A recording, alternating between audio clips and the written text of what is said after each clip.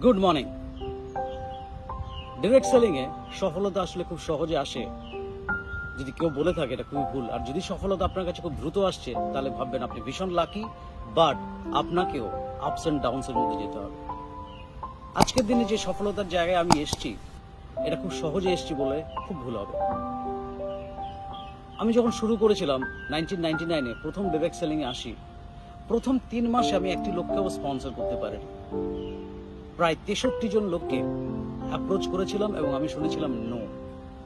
But এই বিজনেসে সফল হওয়ার জন্য যেটা দরকার যে you have to accept noes, অর্থাৎ লোক আপনাকে না বললেও আপনার মধ্যে একটা নেভার গিভ আপ অ্যাটিটিউড থাকতে হবে। প্রথম ব্যক্তিকে যাকে আমি জয়েন করিয়েছি সেটা হচ্ছে 90 দিনের পর, অর্থাৎ 4th মান্থে এসে আমার বিজনেস আমি একজনকে জয়েন করাতে পেরেছিলাম।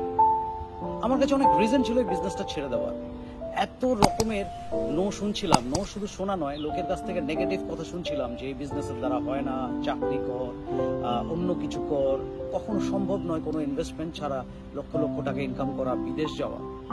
তারপরেও নিজেকে ধরে রাখতে পেরেছিলাম কারণ আমার মধ্যে একটা অ্যাটিটিউড ছিল, সেটা হচ্ছে নেভার গিভ আপ অ্যাটিটিউড, অর্থাৎ আমি কখনোই হাল ছাড়বো না, এই মানসিকতা নিয়ে কাজটা করে এসেছিলাম। এবং শুধু তাই নয়, আপনারা জানলে অবাক হবেন, আমার প্রথম 4th মান্থে চেক যখন আসে সেই চেকটা খুব ইন্সপায়ারিং চেক ছিল না, সেটা ছিল মাত্র 92 রুপিস। মাত্র 92 টাকা রোজগার দিয়ে ডিরেক্ট সেলিং আমার ইনকাম শুরু।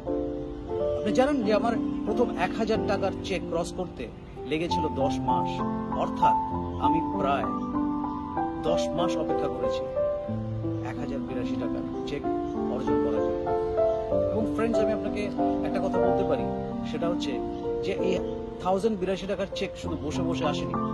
আমি আমার এফোর্ট কম দিইনি, কন্টিনিউয়াস ওয়ার্ক করে গেছি এবং প্রতিদিন কাজ করে গেছি, এবং তারপরও আমার কাছে 1000 টাকার উপর চেক নিতে 10 মাস সময় লেগেছে। ফ্রেন্ডস, 10,000 টাকার চেক নিতে আমার সময় লেগেছে 15 মান্থস। বাট কেন আমি লেগেছিলাম? কারণ আমার একটা সুনির্দিষ্ট লক্ষ্য বা গোল ছিল, যে কারণে আমি কন্টিনিউয়াস লেগেছিলাম।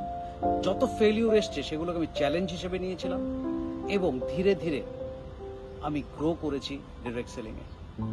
আজকে luxury car, luxury vacations, foreign TRIPS, অনেক কিছুই যখন অ্যাচিভ করেছি, যখন আমি ফিরে দেখি আমার প্রথম 21 বছরের জার্নি, আমি সেখানে দেখেছি যে যতটা না সাফল্য আছে তার থেকে কয়েকশো গুণ বেশি আমার ব্যর্থতা আছে।